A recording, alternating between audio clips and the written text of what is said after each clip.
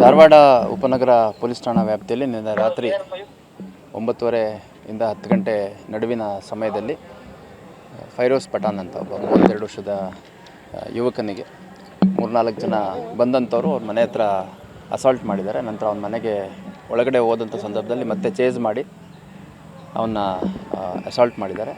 ಅಸಾಲ್ಟಲ್ಲಿ ಅವನಿಗೆ ಇಂಜುರೀಸ್ ಆಗಿ ನಂತರದಲ್ಲಿ ಅಲ್ಲೇ ಡೆತ್ ಆಗಿದೆ. ಬಾಡಿಯನ್ನು ಇಲ್ಲಿ ಕಿಮ್ಸ್ ಶವಾಗಾರಕ್ಕೆ ಶಿಫ್ಟ್ ಮಾಡಲಾಗಿದೆ. ಪ್ರಕರಣ ಒಂದು ಕೊಲೆ ಪ್ರಕರಣವನ್ನು ಸಬರ್ಬನ್ ಪೊಲೀಸ್ ಠಾಣೆಯಲ್ಲಿ ನಾವು ದಾಖಲು ಮಾಡ್ಕೊಂಡಿದ್ದೀವಿ.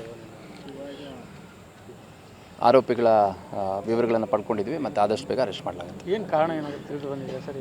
ಕಾರಣ ಅವರ ನಡುವೆ ಯಾರು ಇವಾಗ ಮೃತ ಹೊಂದಿದ್ದಾರೆ ಮತ್ತು ಆರೋಪಿಗಳ ನಡುವೆ ಒಂದು ವೈಯಕ್ತಿಕ ವೈಷಮ್ಯ ಇತ್ತು ಅಂತ. ಅದು ಯಾವ ಮಟ್ಟದ ವೈಯಕ್ತಿಕ ವೈಷಮ್ಯ ಅನ್ನುವಂಥದ್ದನ್ನು ನಾವಿನ್ನು ಪತ್ತೆ ಮಾಡಬೇಕಾಗಿದೆ. ಎಷ್ಟು ಜನರು ವಶಕ್ಕೆ ತೊಗೊಂಡ್ರು ಸರ್? ವಶಕ್ಕೆ ಎಷ್ಟು ಜನರು ನಿಮ್ಮ ತೊಗೊಂಡ್ರು?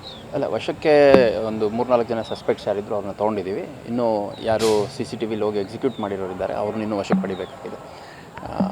ಆದಷ್ಟು ಬೇಗ ಅವ್ರನ್ನ ಅರೆಸ್ಟ್ ಮಾಡಲಾಗಿದೆ. ಇದರಿಂದ ರಾಜಕೀಯ ಪಿತೂರಿ ಏನು ಅದು ನಮ್ಮ ತನಿಖೆಯಲ್ಲಿ ಗೊತ್ತಾಗುತ್ತೆ. ಯಾಕಂದರೆ ಇವರೆಲ್ಲರೂ ಒಂದೇ ಪಕ್ಷಕ್ಕೆ ಸೇರಿದಂಥವ್ರು. ಅದನ್ನು ಹೊರತಾಗಿ ಅವರ ನಡುವೆ ಸ್ವಲ್ಪ ವೈಯಕ್ತಿಕ ಸಂಘರ್ಷ ಇತ್ತು ಅಂತ. ಯಾವ ರೀತಿ ಸಂಘರ್ಷ, ಯಾವ ಕಾರಣಕ್ಕಿತ್ತು ಅನ್ನೋಂಥದ್ದನ್ನು ನಾವು ತನಿಖೆಯಲ್ಲಿ ಪತ್ತೆ ಮಾಡಬೇಕಾಗಿದೆ. ಅಶೋಕನಗರ ಪೊಲೀಸ್ ಠಾಣೆಯಲ್ಲಿ ಮತ್ತೊಂದು ಫಿಕ್ಸ್ ಆಗಿತ್ತು ಆ ಆ್ಯಂಗಲ್ ಏನಾದರೂ ತನಿಖೆ ಮಾಡ್ತಾರೆ? ಅಲ್ಲ, ಎಲ್ಲ ಆಸ್ಪೆಕ್ಟ್ಸ್ ಆಗುತ್ತೆ. ಇವಾಗ ಒಂದು ವೈಯಕ್ತಿಕ ಸಂಘರ್ಷ ಅಲ್ಲಿ ಆರೋಪಿಗಳಂತೂ ಯಾರು ಅಂತ ಗೊತ್ತಿದೆ. ಸೊ ಆರೋಪಿ ಮತ್ತು ಮೃತ ಯಾರಿದ್ದಾರೆ ಅವರಿಬ್ಬರ ನಡುವೆ ಏನು ವೈಯಕ್ತಿಕ ಸಂಘರ್ಷ ಇತ್ತು ಅನ್ನೋಂಥದ್ದನ್ನು ನಾವು ಸಮಗ್ರವಾಗಿ ತನಿಖೆ ಮಾಡುವಂಥ ಸಂದರ್ಭದಲ್ಲಿ ಎಲ್ಲ ಆಯಾಮಗಳಲ್ಲಿ ತನಿಖೆ ಮಾಡಲಾಗುತ್ತೆ.